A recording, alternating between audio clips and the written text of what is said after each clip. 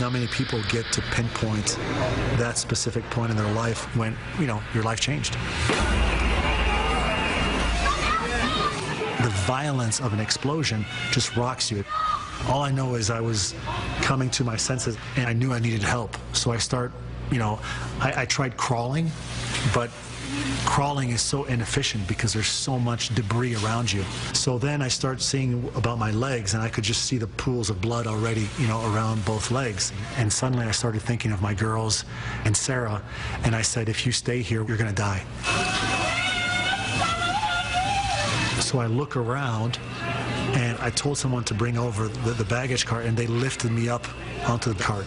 A few seconds later, about firemen come around the corner, and they carried me outside. It had been 2 hours since Sebastian was hit by a bomb. He had lost 50% of his blood.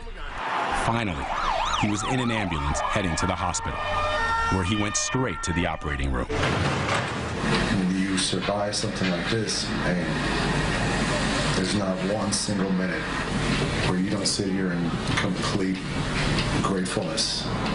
Sebastian would have to endure 6 surgeries.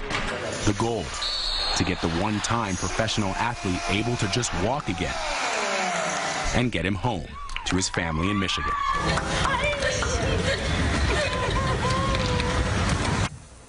Vladimir Duthiers joins us live now. And Vladimir, it's amazing to see he doesn't seem like he panicked after that attack. How did he have the wherewithal to just continue sort of going?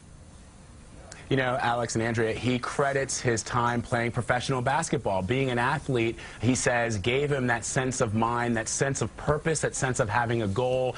And he thought about his family. He thought about his wife, Sarah, as you heard him say, but also his 2 little girls. And he told me just 2 days after he had survived that horrific attack in Brussels that the thought that kept going through his mind was, what if his daughters have to grow up as orphans? And just thinking about that and thinking about putting a plan into place helped him, he says, survive what might have, not been something survivable for a lot of other people. Speaking of not being survivable, how badly was he injured?